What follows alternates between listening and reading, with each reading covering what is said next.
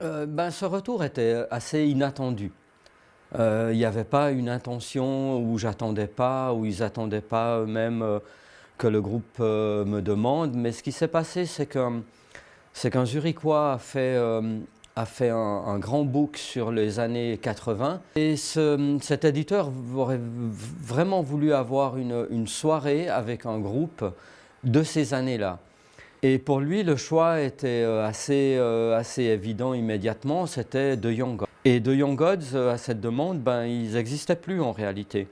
Ils étaient un peu en attente. Alain était parti en Inde faire de la sitar. Et un jour, Franz m'appelle. Moi, j'étais toujours en contact avec Franz, donc sans aucun souci. Et il me dit, viens boire un verre, j'ai un truc à te demander. Et puis je pensais vraiment qu'il voulait me demander des choses techniques, ce qu'il faisait très souvent. Il me demandait parfois comment on fait ci, comment on fait ça, comment on pourrait faire ça avec des ordinateurs. Et puis dans la discussion, il m'a dit, écoute, on a une proposition de faire 3 concerts. Est-ce que ils veulent qu'on joue les premiers albums où je jouais de toute façon. Est-ce que ça te dirait Et puis là, je m'y attendais pas, je m'attendais pas à cette question, mais vraiment pas.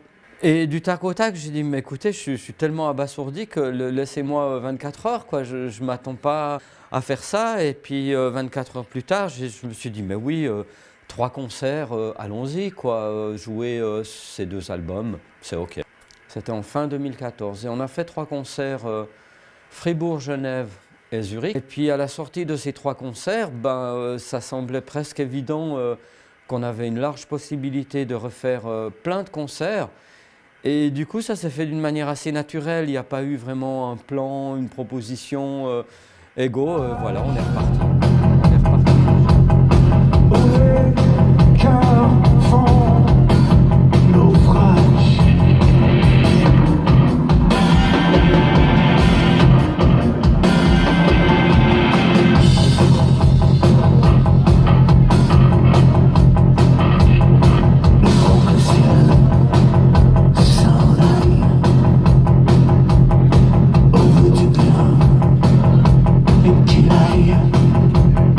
On est reparti, j'ai appris leurs nouveaux morceaux aussi.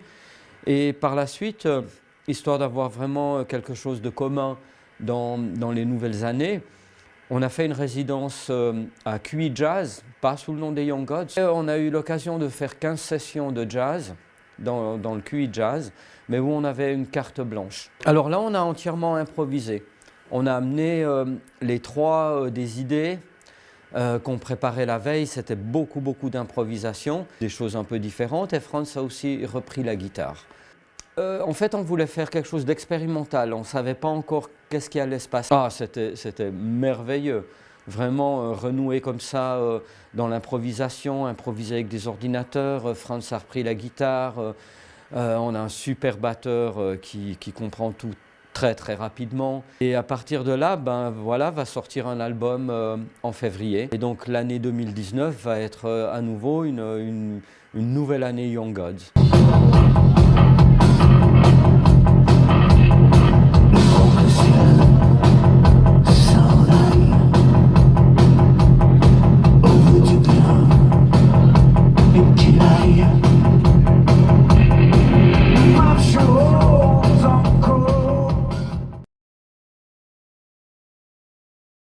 Aujourd'hui, parce qu'en fait, c'est un 45 tours, c'est un single 45 tours, mais l'idée était de répercuter à travers ces 45 tours.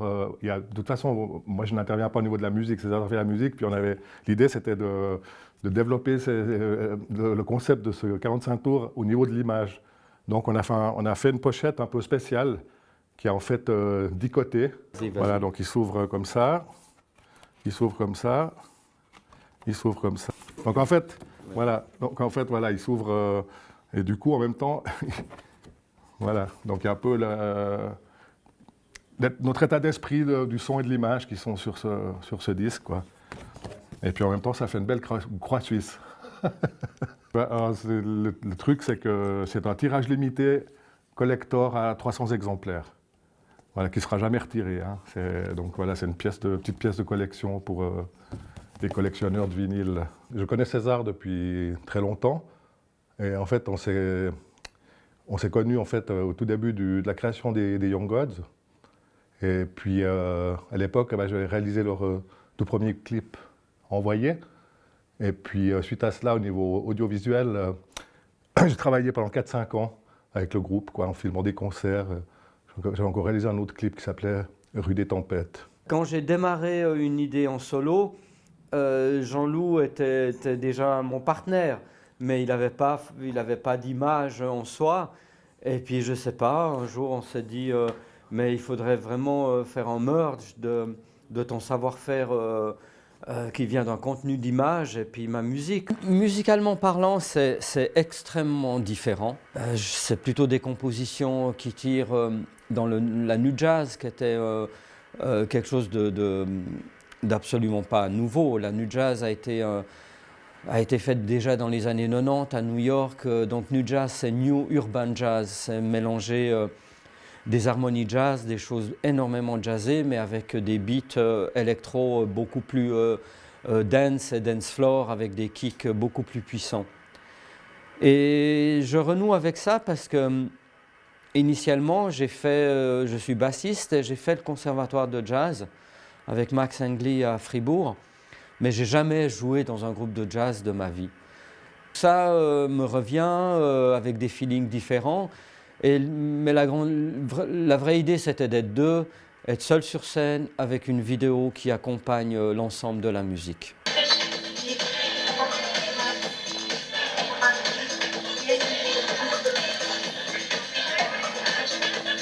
Donc on peut dire qu'on est totalement libre chacun du contenu qu'on va réaliser, mon contenu musical, son contenu.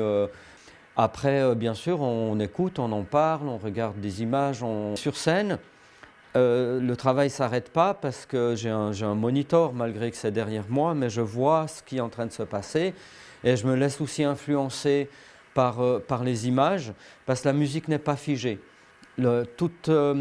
En fait, toute la structure est libre. Je peux continuer à jouer 16 mesures en plus si j'ai envie. Si je trouve que ça ne va pas, je peux raccourcir. Donc tout est ouvert, tout est libre et je me laisse guider par les images de Jean-Loup. Et lui, automatiquement, il se laisse guider par le volume du son, par tout le son qui est en train de se faire.